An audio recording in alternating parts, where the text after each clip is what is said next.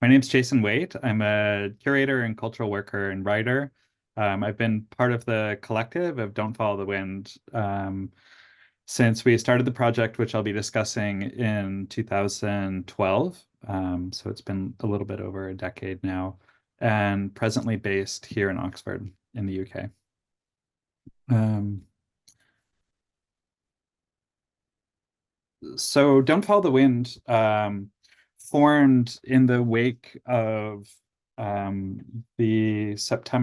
the March 11th, 2011 earthquake and tsunami that hit Japan. And there was a triple meltdown at the Fukushima Daiichi nuclear power station, which was owned and run by Tokyo Electric. And that meltdown caused radiation to spread over both the Pacific Ocean as well as a large swath of the largest island in Japan. Um, the radiation settled in the largest quantity in an area um, adjacent to the nuclear power plant, which is about 400 kilometers north of Tokyo in the unfortunately named Fukushima Prefecture, which is much larger than the Fukushima exclusion zone, as you can see here on the left. The exclusion zone, which is where the largest concentration of radiation is a tiny sliver coming off the coast. And it's now approximately 300 square kilometers, which is twice the size of Manhattan and Brooklyn combined. Um, and in the wake of the disaster, there was a larger area surrounding this, and 150, over 150,000 people were evacuated.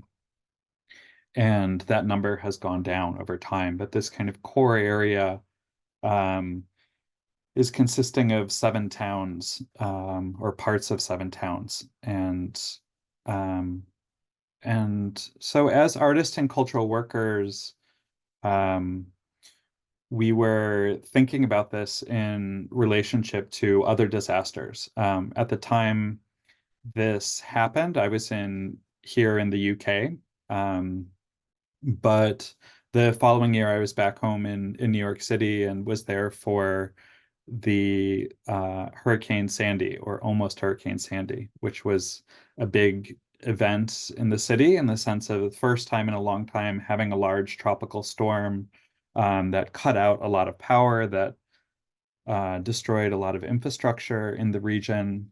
And that event happened a year after the Occupy movement.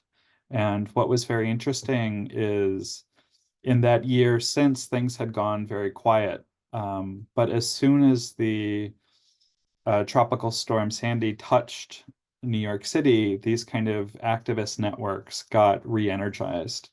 And living through this experience and participating in relief efforts, it became very clear that there was a different way of relating. There was a different way of living and working after disasters. And this was much more horizontal, much more self-organized. And in a way, it really, in the short term, had taken up a lot of the characteristics that the Occupy movement itself has advocated for a year before. But we didn't start this project in 2011. Instead, I met one of the members of a Tokyo-based collective, Ryuta, um, pictured here in the center. And Ryuta is part of the collective Chimpom. And they had worked in Fukushima in the immediate aftermath. And we met in New York in 2012 when they were thinking about what long-term engagements in the region could be, especially at that point in time. There was no known timeline for when there would be access for residents to return home. There was no compensation at the time for residents who were forced to flee. And so we started to think about the long delay of the disaster, especially at a point in time when media coverage of the ongoing nuclear meltdown had really dissipated. And So we started working together along with Ava and Franco Mates, who are two artists, Italian artists based in Brooklyn, and Kenji Kubota, independent curator, and then a kind of larger milieu of volunteers and artists.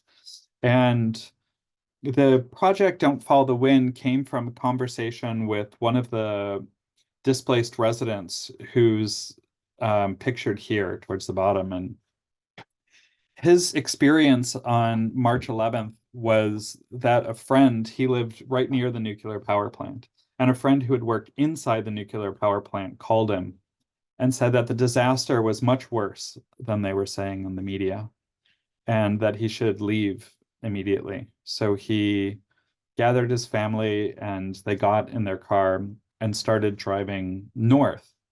But he was a hobby fisherman and sailor, and he realized that how the wind worked and where they were in relationship to the nuclear power plant. And he got out and he checked the wind and realized that they were driving where all of the radiation was being blown. And that's where they were intending to evacuate to. So instead, he turned the car around and drove his family south to relative safety.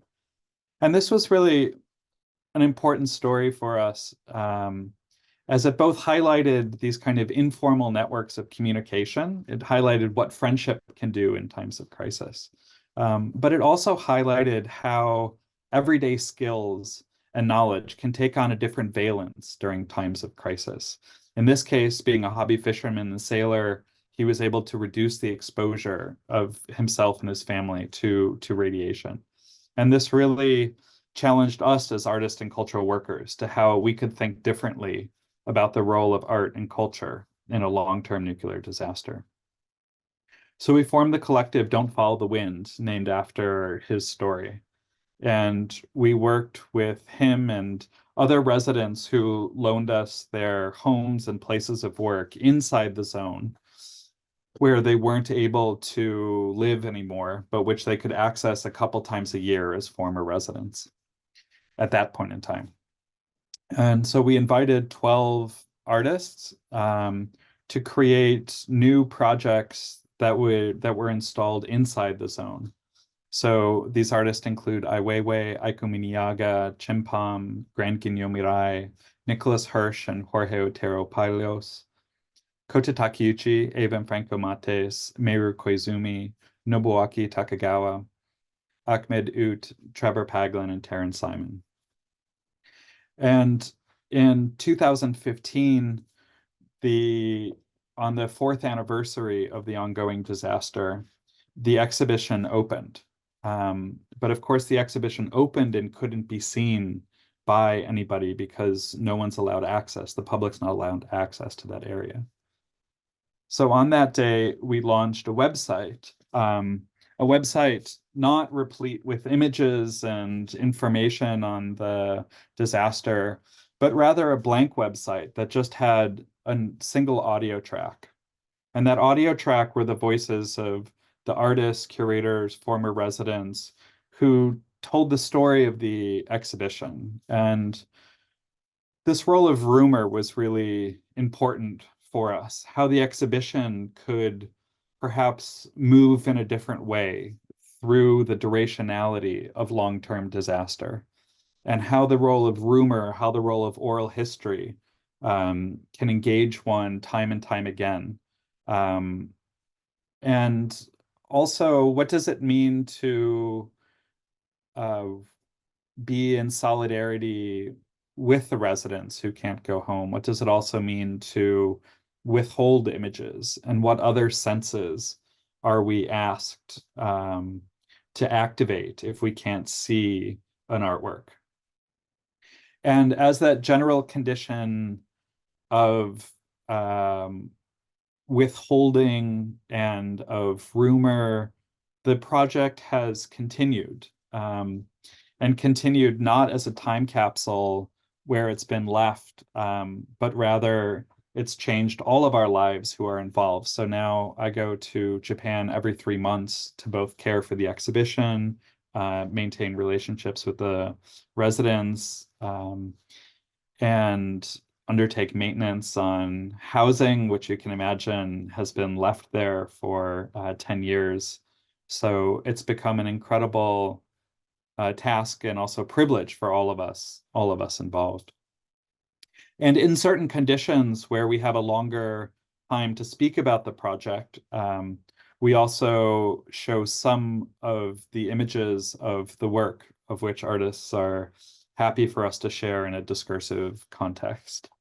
One of those is the work by Trevor Paglen, who's a now Berlin-based artist, and he's worked a lot on the military-industrial complex in the US and forms of occlusion of the military as well as different sites that they maintain all around the world. So thinking back to the history of Fukushima and the nuclear disaster, he created this piece called Trinity Cube, which is a 30-centimeter glass cube that combines two elements. The first is trinitite, and trinitite was a human-made element that came from the first nuclear bomb test in the New Mexico desert. And this test was so powerful that it fused parts of the bomb with the sand to create a new radioactive particle named after the Trinity test, hence trinitite. And he molded this together with glass from the Fukushima zone, from broken windows that were found in the areas around. And in a way, it's an material bookend of nuclear culture. And these, beginnings and potential hopeful end or another chapter in the nuclear project are then fused together and sitting and waiting inside this zone that's created by these material conditions of the nuclear project.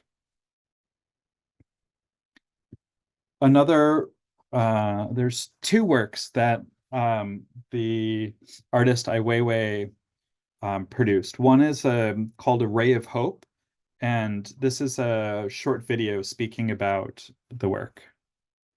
所以呢，我觉得它像是一个死岛。那么，我们的一个方案是利用太阳能的这个能源来给这个其中的一间房子提供这个光源，然后通过一个自动装置，使这个屋子每天无人居住的屋子，但是到每天的某一个钟点的时候，它灯会亮起来，就让人们感觉这些房子里面仍然有人在居住。这个当然是一个假象的，这个是不可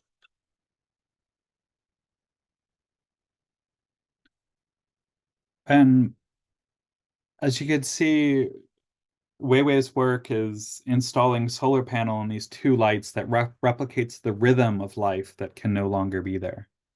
But Weiwei's work, I think, also works on us outside of the zone in a very different way. As we don't hear about what's going on in Fukushima, whether with the displaced residents or whether the levels of radiation every day, we do know once we hear about it that Weiwei's lights are turning on 2 times a day, a few hours in the morning and a few hours in the evening when people should be there.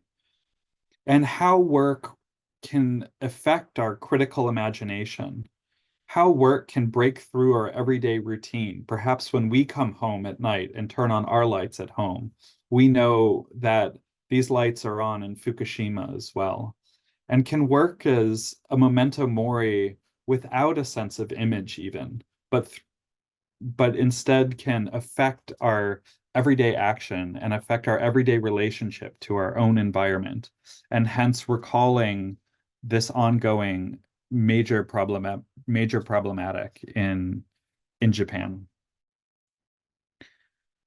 And I'll just talk about a kind of large shift that happened in the project more recently. And as I mentioned, I go quite frequently, and one of the times I went in the past few years, we found that one of the sites of the exhibition had this door, its entry door broken open. And we were really shocked because, of course, there's no people that go into the zone.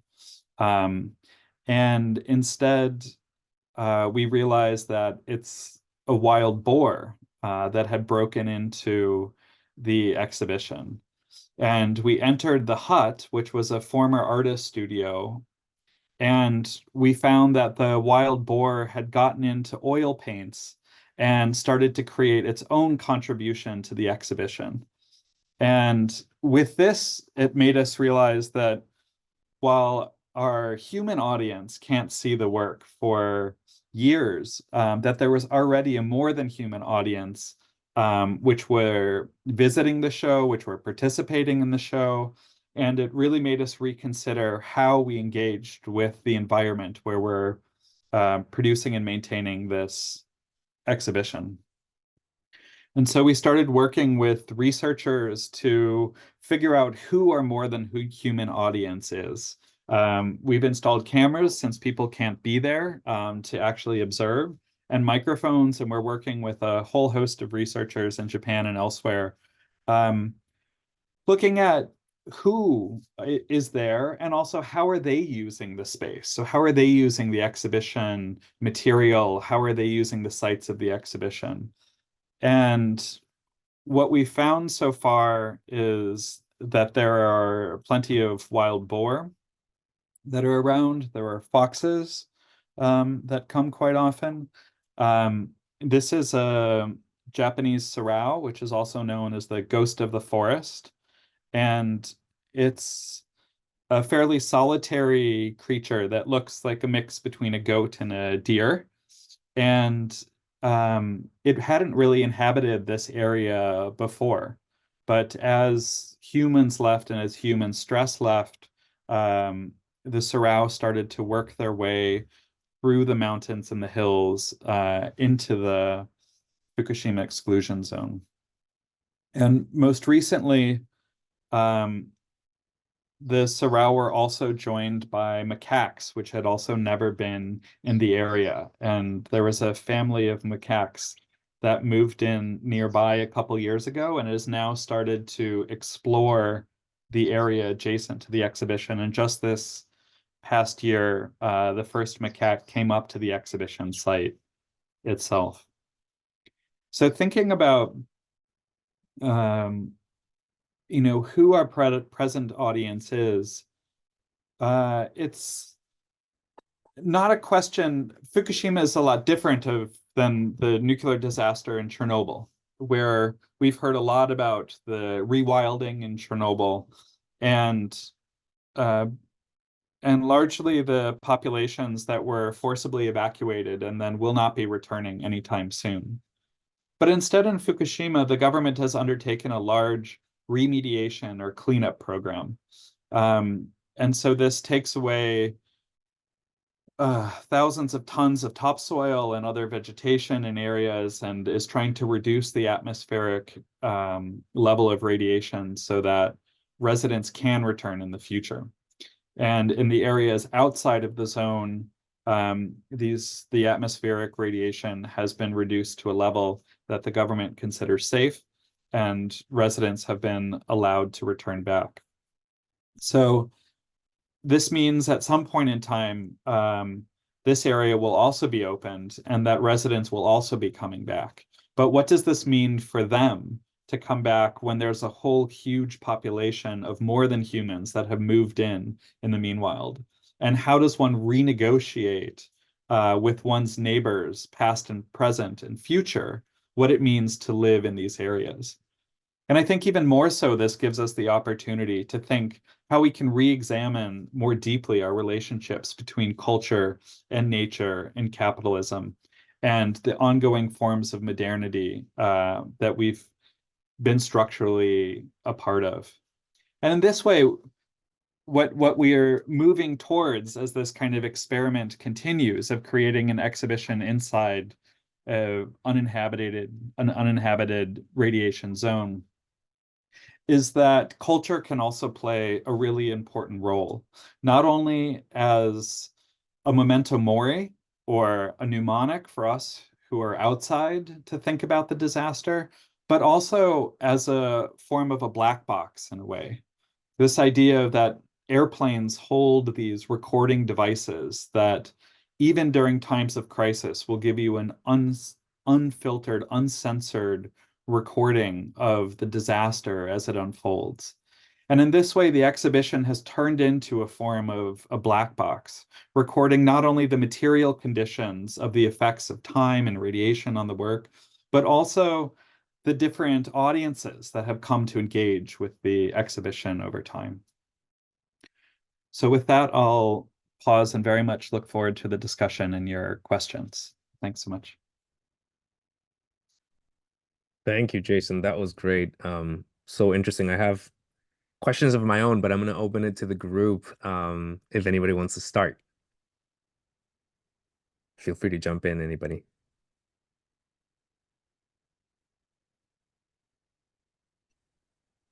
All right, I can jump in. Thank you, Great. Jason. This was very, very interesting.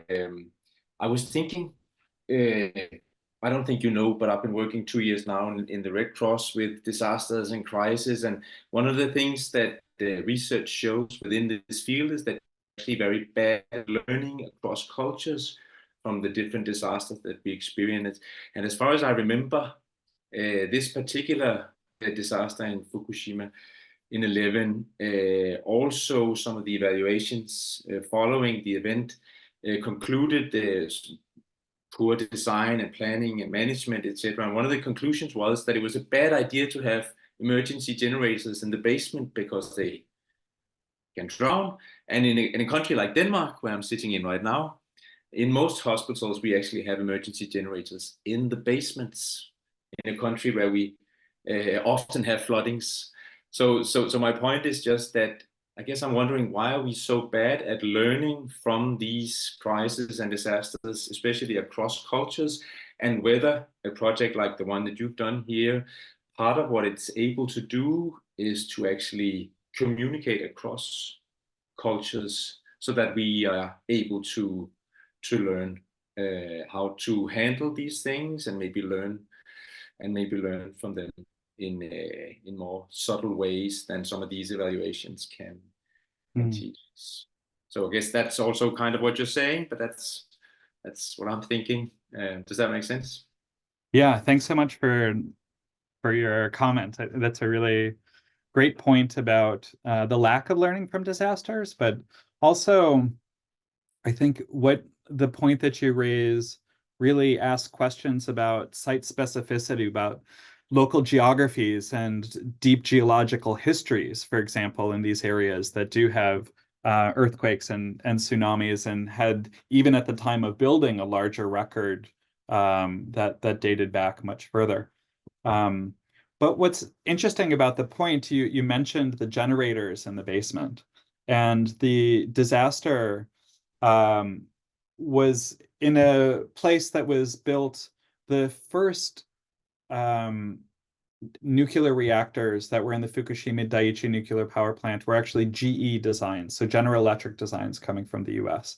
And what's very interesting is that these disasters were tested in the US, and they were tested in the center of the US, where the major disaster were tornadoes. And so this idea that anything above ground can be in the path of the tornado, but if you just put something below ground, it won't be disturbed. So this idea of safety parameters based on a completely different geography and on a completely different atmosphere was really fascinating. And of course, this was brought wholesale and put right next to the Pacific Ocean, where the major disaster would be flooding and tsunami. So having it in the basement, of course, made no sense. But I think it's a nice way about thinking further about how extractivism works and how this form of kind of implementing different regimes across geographies become very important when we think about disaster preparedness, and when we think in general how and where we want to move, live, and orientate ourselves within our environment. Thank you. Interesting. Thanks. Thank you, Jason. Elspeth, you had another question.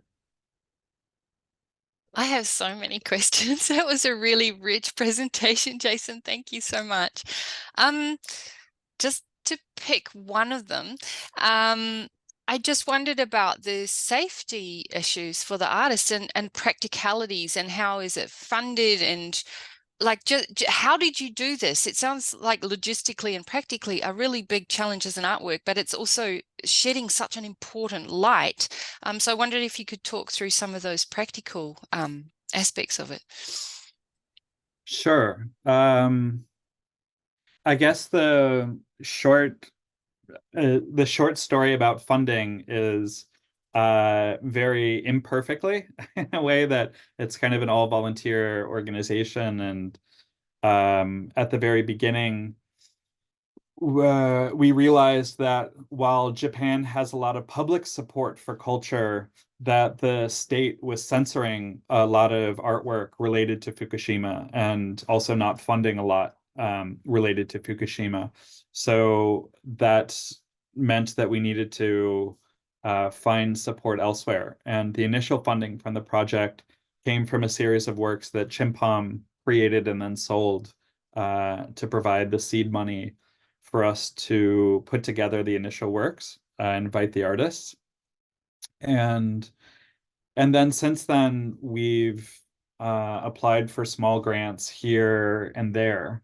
But it actually really kind of opened a lacuna in the arts ecosystem, which is, everyone's interested in new projects and not in maintaining existing projects.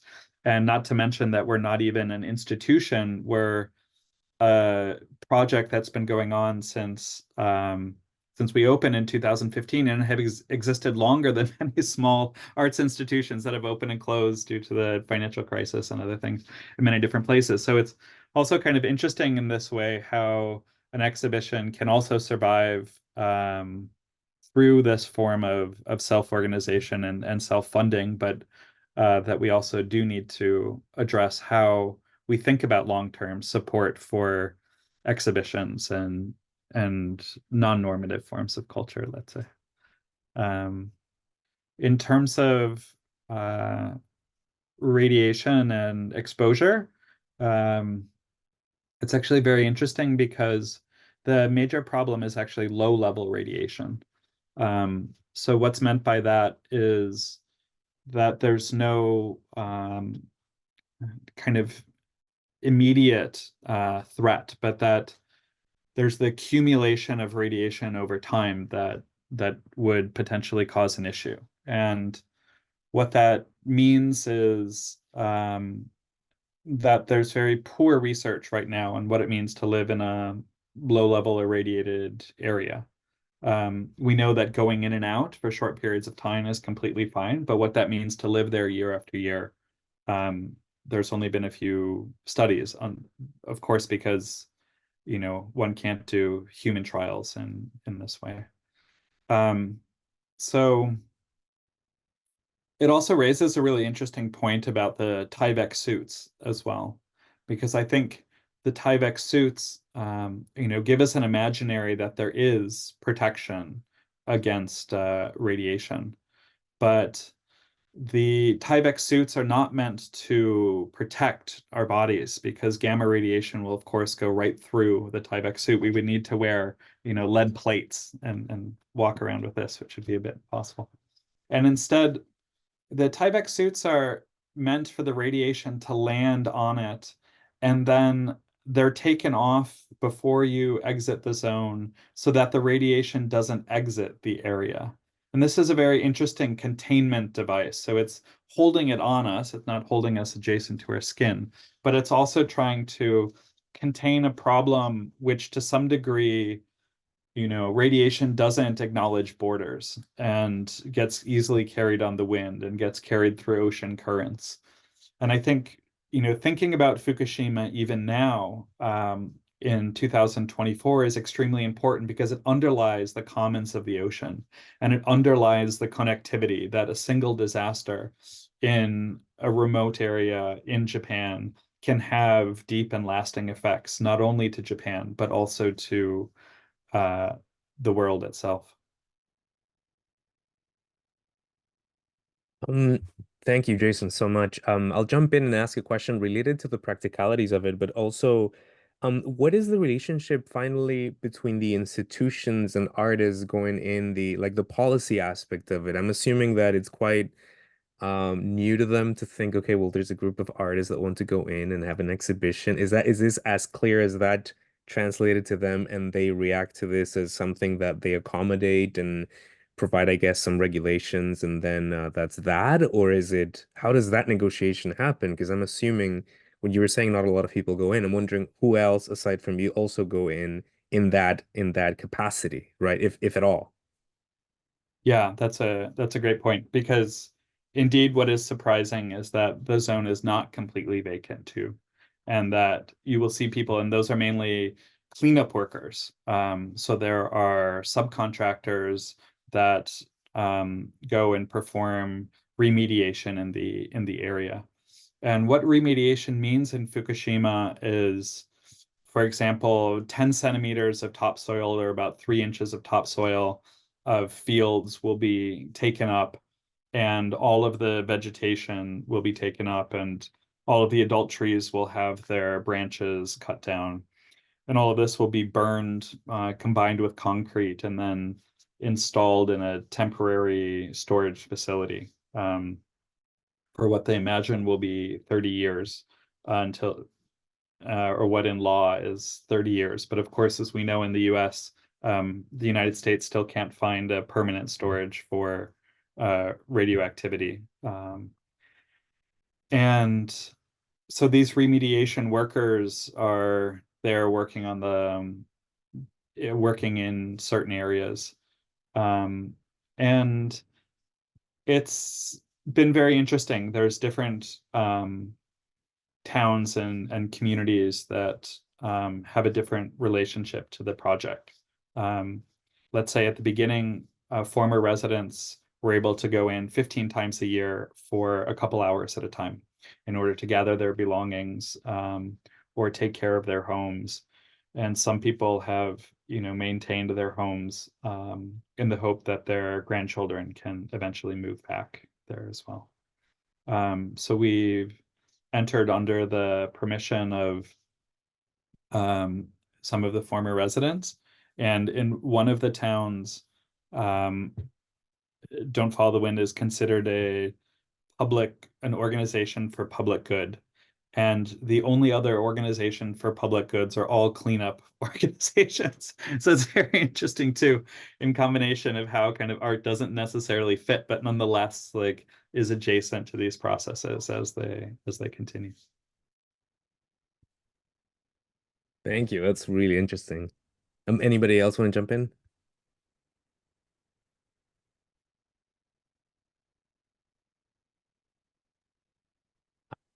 I have one more. Yeah, so let's go ahead. No, go ahead. No, you go. It's good. No, thanks. I was just wondering, how this might continue in other settings, in new events. Have you thought about that, or is it and should it be site specific, or could it be somehow translatable into other contexts in the future? Is that something you have thought about? Yeah, that's a great point. So of course, kind of publicly, the project exists as this website, which has gained other stories as shifts and changes have happened in and around the zone. But for the exhibition, while the exhibition rests there and can't be seen, we've organized a whole host of what we call non-visitor centers. So these are in other museums or institutions or biennials, and we've developed different projects not to show the artworks per se in space, but instead to use the artworks as a vehicle to speak about the stories of the residents who have been displaced for over a decade now, or about how the environment has changed. So we've created a VR film that looks at the areas, the sites of the project. And instead of looking at the work, the artists and former residents are standing in front of the work in Tyvek suits. So you only, again, kind of hear about it, but you see the sites where these works are situated. In other cases, we've started to interview researchers and scientists about who the local population is there now, and kind of crafting together some of these images from the video have started to tell the more than human narrative, or some of the more than human narratives that are existing around the zone as well. So, I mean, thinking in this way about what it means to work site specifically elsewhere, for us, it's kind of a way of how to share the site, how to share the kind of knowledge and experience that's grown up in the site, as a way to both better understand it, but also as a way to develop a sensitivity where one can see one's own surroundings in very different ways. And I think this is, one of the major privileges that art has, in a sense, is it asks one to spend time in a piece. It asks one to spend time actively looking, actively listening. And these skills can be very important, not only in times of disaster, but also very different in terms of how we relate to our environment in general and how we want to engage in our environment. And so we hope that looking at Fukushima is just, it's not an effect in a way, it's just a symptom of a larger problematic. And how do we understand a diagnosis through this sensitivity towards listening and seeing and learning in such a way? Yeah, I like that. Thank you, Jason. Right. Yes, thank you. That's very, very interesting. I wanted to ask you, since we are a research collaborator interested in activism, and my question has to do with the activism dimension of this work, right? I have so many questions about what it, from the perspective of the group and the collective, is there a relationship to that term, that idea of, the social engagement side of it, that aspect of it? Does it come up as a vector, a sort of like there's an intentionality in that, and how is that framed, if at all, as part of the work? And I'm also wondering, because the topic itself calls on other activist communities that I am sure you've been in touch with, or at least exposed to in one way or another, what is that relationship between this kind of work, if conceived as socially engaged, and that's just a basic question, but how do they relate to that way of, and I don't want to say race awareness, because this is not just doing that, it's doing a lot more. But what are those connections between this dimension of activism that you might perceive at this point after all these years? Yeah, it's an interesting question. It's one that I think, would deserves more reflection in a certain way than the time we have here. But maybe one way to approach that is thinking about an aesthetics of activism. And one thing very early on in the project is that while many of the artists we invited have worked elsewhere on nuclear disasters, or have worked, have a socially engaged practice, there wasn't a interest in working in the aesthetic lineage of what is a very important anti-nuclear movement, but nonetheless, a kind of certain set of visual symbols of which we kind of know quite well, and let's say haven't heeded in the past. And while that forms a really important part of activism around the nuclear issue, I think what becomes clear looking at Fukushima is that it's not limited to raising questions about nuclear power and what it means to coexist with this in the future. Instead, there was also a question by Molemo in the chat that speaks about broader futures of crisis as well, and the socio-environmental character of these crises that are coming upon us. And I think, you know, what this time allows us to do is to think about crisis in a more durational way.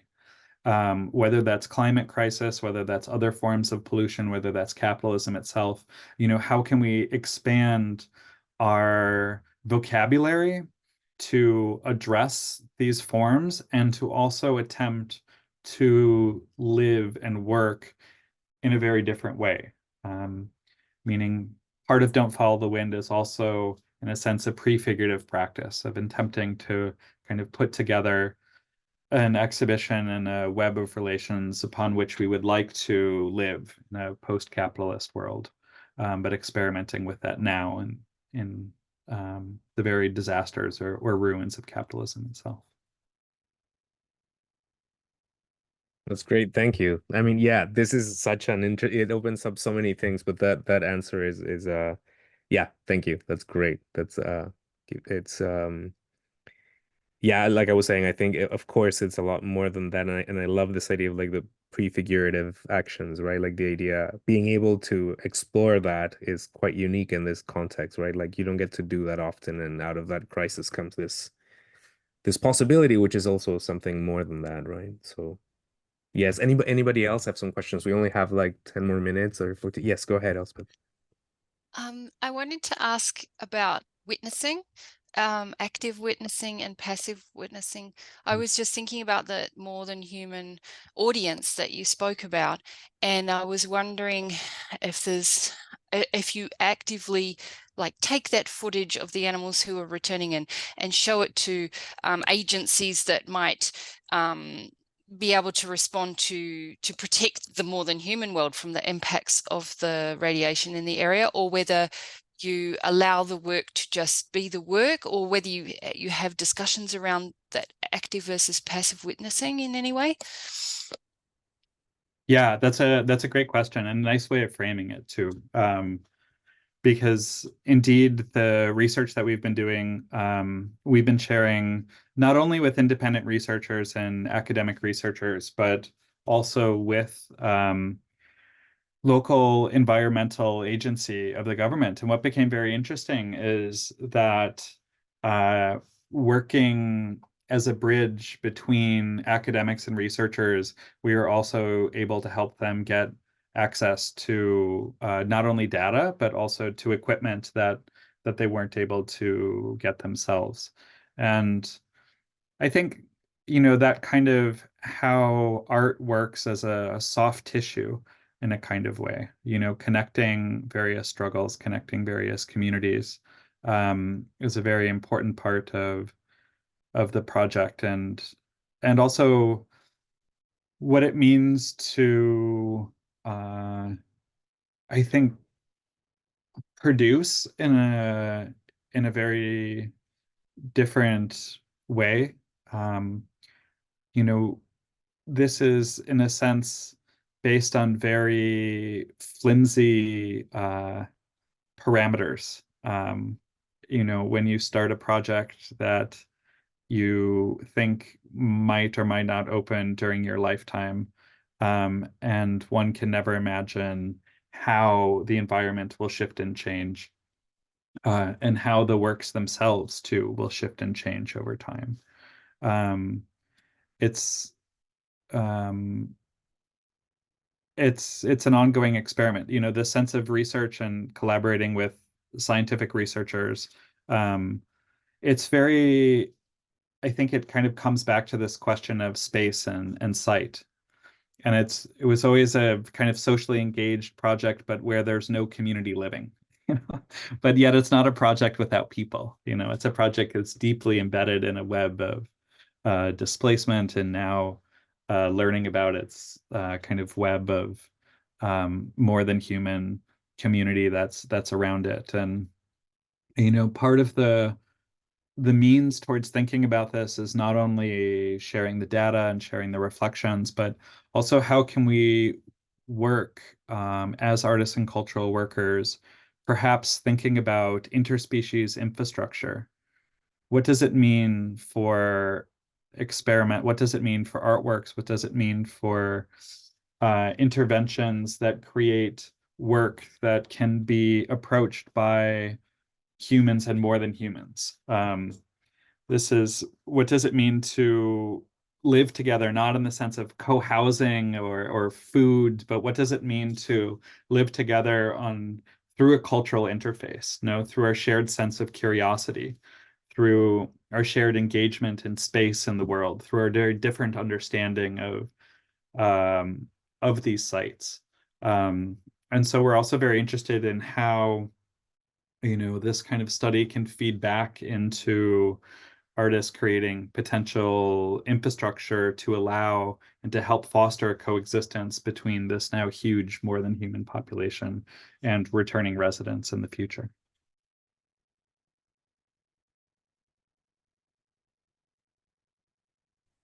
Thank you. Thank you so much. Anybody else have another question? I guess if we have time, I have Yeah. sort of a basic question that I'm curious about, which is, and I guess Molemo also mentioned it at the end of her question, but I'm thinking about, to the extent that you can say anything about it, who your work has reached and how it has been received by people and used. Can you say anything about that? Just curious. Yeah, that's an interesting point. It's an interesting point because it asks, in some sense, the question of of who, how to engage against, how to find community once again in a place where there's a work where there isn't a natural community now, and where work can't be seen. So, what does it mean that people are starting to move into the extended surrounding area? What does it mean that now all of a sudden there's a large exhibition which they can't see, but which they might be able to see at some point in time in the future? Certainly for the collaborating residents and others, that's been a huge impact. Two of the residents started creating their own art installations in and around the zone as well, and also what hopefully will be on one of the future sites of Don't Follow the Wind. So also kind of thinking and acting to a response to a disaster which has been deeply traumatic. One of the biggest tolls is not only kind of radiation, but one of the major tolls has been the mental health toll and the persistent increased rates of suicide, the increased rates of depression, bipolar, and other forms that have erupted through this disaster, and through a disaster that functions very differently than other forms of natural disaster. There's one thing to have your kind of house ripped away by a hurricane or destroyed in an earthquake. There is this kind of process of going back and rebuilding and cleaning up and reconciling and starting again, or making a new life elsewhere, this kind of process. But in a nuclear disaster, you're forced to leave, but yet your past life continues there on a parallel existence. Your home is there with all of its objects, sometimes, 50 kilometers from where you're living now. And so in a way, your life is bifurcated and moving forward on two strains of what was and what could have been and what's happening now. And how art and culture can also, address these persistent questions of what are the stories that we tell ourselves? How do we intervene in these narratives? And what forms of material reconciliation, what forms of symbolic reconciliation can we make that not only affects us, but affects our children, affects our larger communities?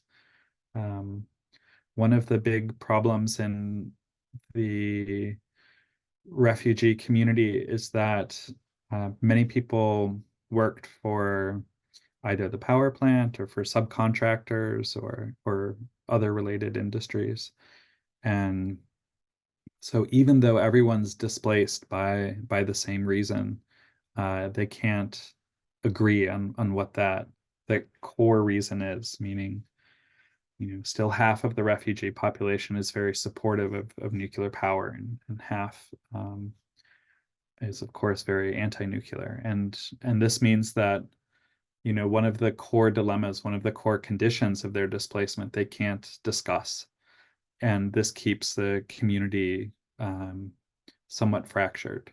And I think this kind of comes back to the kind of aesthetics and also sensibility of how art and culture can work in a very different way, not following certain aesthetic tropes or ways of thinking about how disaster should look or how we should be responding to a disaster, but rather, sensitively following and trying to be aware of the conditions and the conditions as they change.